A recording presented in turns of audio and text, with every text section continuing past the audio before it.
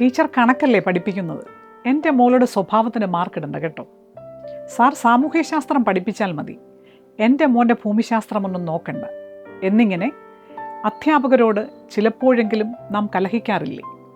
അല്ലെങ്കിൽ ദേഷ്യം തോന്നാറില്ലേ?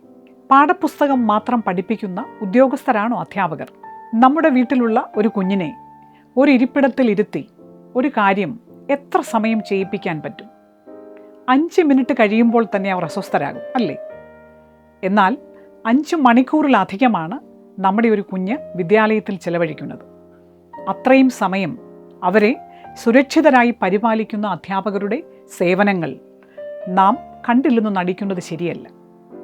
വിദ്യാലയത്തിലെത്തിയാൽ ഇരിപ്പിടത്തിൽ ഏറ്റവും സുരക്ഷിതമായി സ്വസ്ഥമായി കുട്ടിക്കിരിക്കാൻ കഴിയുന്നു എന്നുറപ്പിച്ചതിന് ശേഷമാണ് അധ്യാപകർ ക്ലാസ് എടുക്കുന്നത്.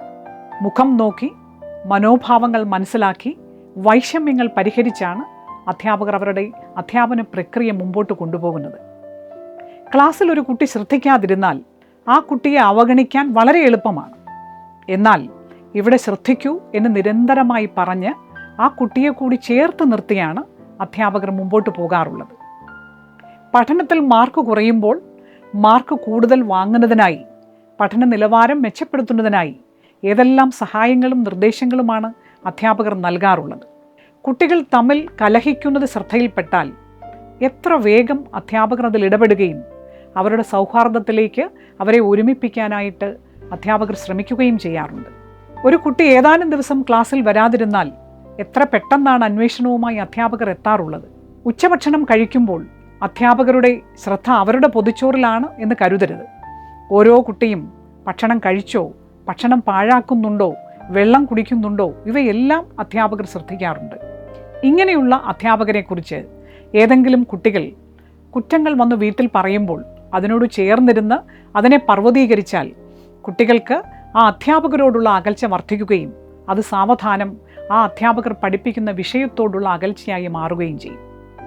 ഏതാനും വൈകാരിക ഭദ്രതയില്ലാത്ത അധ്യാപകരുടെ പെരുമാറ്റ ദൂഷ്യങ്ങളുടെ അടിസ്ഥാനത്തിൽ അധ്യാപക സമൂഹത്തെ മുഴുവൻ വിലയിരുത്തുന്നത് ശരിയല്ല. കുട്ടികളുടെ മുഖം നോക്കി, അവരുടെ എഴുത്തുകൾ കണ്ട്, അവരുടെ ശബ്ദം കേട്ട്, പരസ്പരമുള്ള ഇടപെടലുകൾ ശ്രദ്ധിച്ച് അനുഭവ പരിജ്ഞാനമുള്ള അധ്യാപകർ പങ്കുവയ്ക്കുന്ന നിർദ്ദേശങ്ങൾക്ക് അർഹമായ പരിഗണന നാം നൽകേണ്ടതാണ്.